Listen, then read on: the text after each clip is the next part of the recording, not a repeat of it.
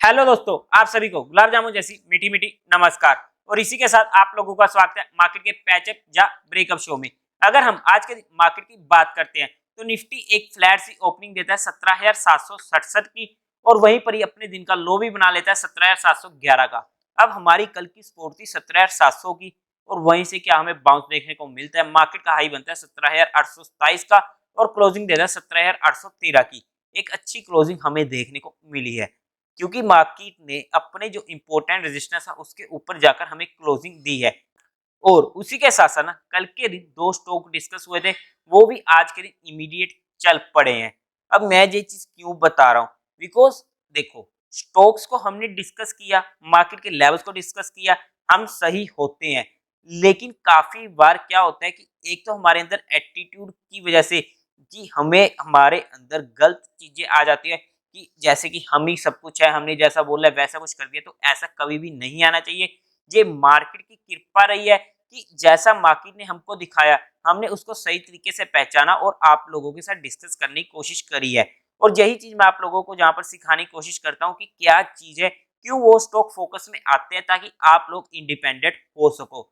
और उसी के साथ साथ मोस्टली क्या होता है कि हमने स्टॉक डिस्कस किया, हो सकता है वो एक दो दिन ना चले, लेकिन अगर हमारा स्टॉप लॉस वहां पर हिट नहीं हो रहा है ना, तो हमें वहां पर पेशेंस की जरूरत पड़ने वाली है। बिकॉज मार्केट हो चाहे कोई भी चीज हो, अगर आपके अंदर पेशेंस नहीं है तो आप लाइफ में कभी भी कामयाब नहीं होगे। लेकिन अगर आपका स्टॉप लॉस हिट हो रहा है तो हमें वहां पर स्टॉप लॉस की कदर करनी पड़ेगी, इस बात को भी हमें समझना पड़ेगा। इसी के साथ साथ अगर हम आज के दिन एफ आई और डी आई डाटा की बात करते हैं, तो एफ आई ने आज 1250 करोड़ की बाइंग करी है, वहीं पर डीआईएस ने 220 करोड़ की सेलिंग करी है। नेट में फिगर बाइंग का एक मेजर फिगर होने वाला है, और एफआईआई की तरफ से भी हमें बाइंग देखने को मिली है, जो मार्केट के लिए और हमारे लिए पॉजिटिव होने वाला है।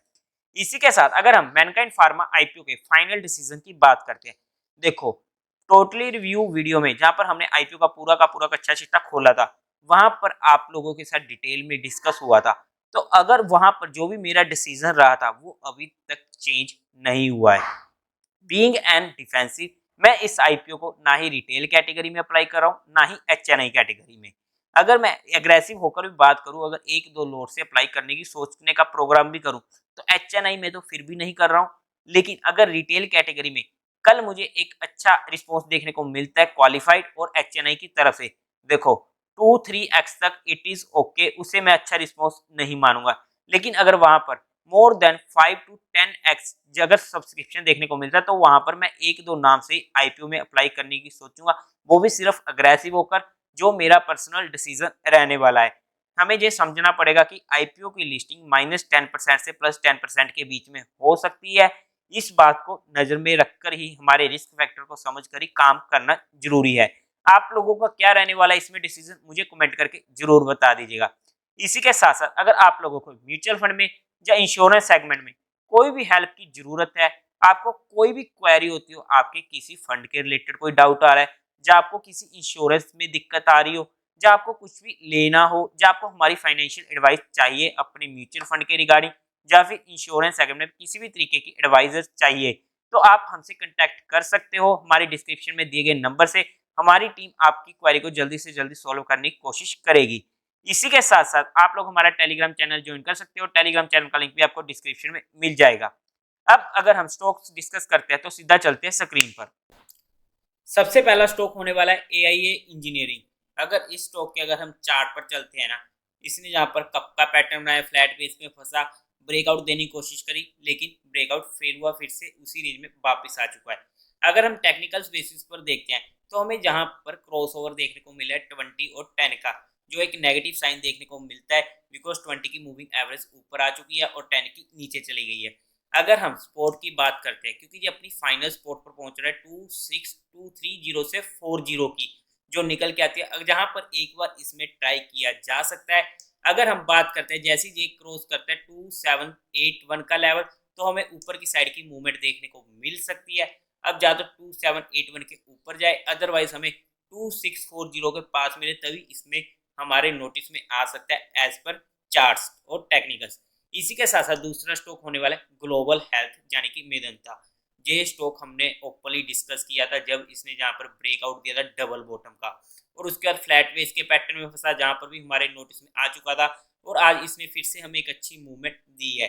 अब एक बार ये एक्सटेंड कर चुका है अपनी मूविंग एवरेज से, या तो ये 490 के पास हमारे नोटिस में रह सकता है अगर वहां तक रिट्रेस करने आता है वापिस से।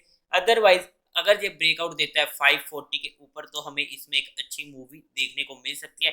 इसीलिए ये हमने शॉर्ट टर्म से मीडियम टर्म के लिए ये स्टॉक हमारे नोटिस में होने वाला है, इसलिए आप लोगों के साथ ये पहले भी ओपनली डिस्कस हुआ है।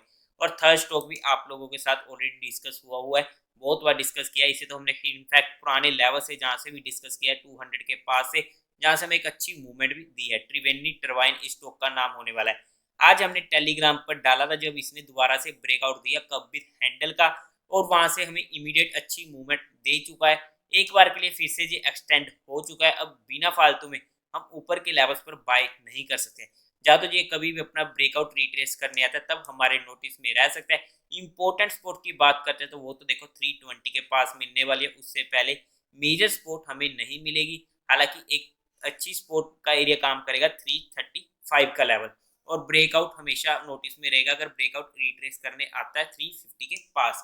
इसी के साथ साथ अब अगर हम निफ्टी की बात करते हैं, जैसा कि निफ्टी में हमारी बात हुई हुई है, तो अब अगर हमारी यही बात हुई थी कि ये एक रेंज में मार्केट फंसा हुआ है जहां से निकला और फिर इस रेंज में टाइम पास कर रहा था। अब क्योंकि कल के दिन है मंथली एक्सपायरी, और मंथली एक्सपायरी है मार्केट की, अगर हम बात करते हैं ना मूड मोल को देखते हैं, अब जिस तरीके से ना मार्केट स्ट्रेंथ दिखा रही है वो हमारे लिए पॉजिटिव होने वाला है। इसलिए हमारी पिछले 2 दिनों से बात भी हो रही है कि हालांकि मार्केट जिस भी साइड इस रेंज को तोड़ेगी हमें उस साइड मूव देखने को मिल सकता है, लेकिन ज्यादा चांसेस अगर हम पॉसिबिलिटी की बात करें तो ऊपरली साइड के होने वाले हैं।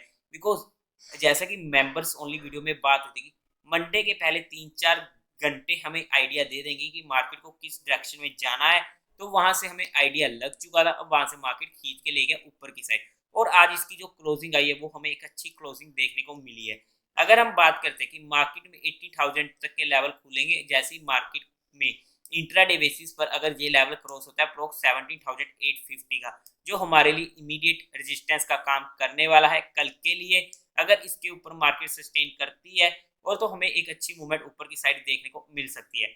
अगर हम इंट्राडे बेसिस पर बात करते हैं शॉर्ट साइज की या फिर स्पोर्ट की, तो 17,750 हमारे पास इमीडिएट सपोर्ट निकल के आती है।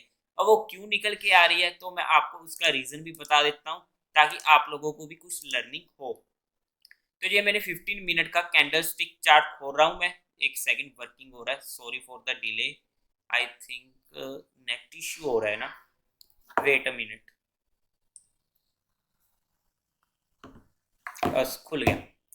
तो आप लोग यहाँ पर देख सकते हो कि यहाँ पर बार बार इसने ट्रांसपोर्ट लेने की कोशिश करी है, तो ये हमारे लिए एक अच्छी रेंज आ जाती है जहां पर ये हमारे लिए सपोर्ट का काम कर सकता है। अप्रोक्स 17,770 का आप लेवल कह सकते हो, या 70 अगर हम राउंड ऑफ में चलते हैं तो 17,750 हमारे लिए इंपॉर्टेंट सपोर्ट होने वाली है।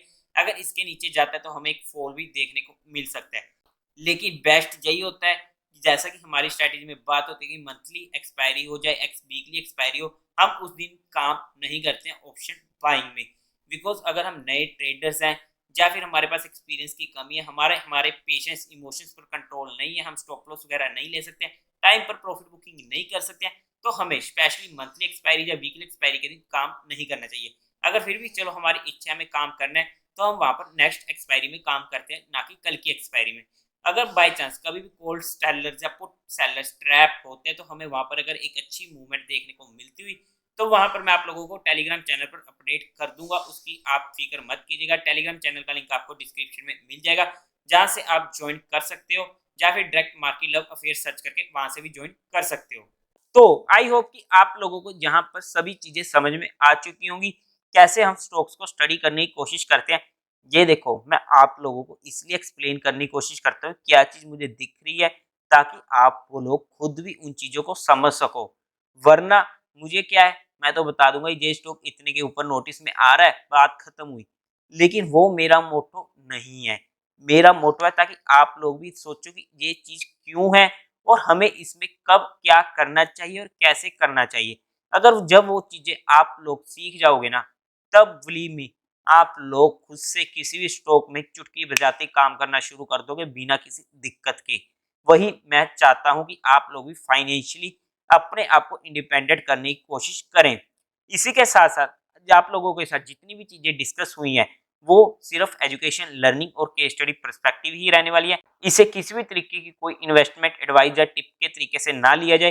अगर आपको फिर भी इन्वेस्टमेंट करनी हो तो एक बार अपने फाइनेंशियल एडवाइजर से पूछ कर काम कीजिएगा। तो देवी और सज्जनों, उम्मीद है आप लोगों को ये वीडियो अच्छी लगी होगी। तो इस वीडियो को लाइक कीजिएगा, शेयर कीजिएगा और साथ ही साथ चैनल को सब्सक्राइब करें। Thank you very much.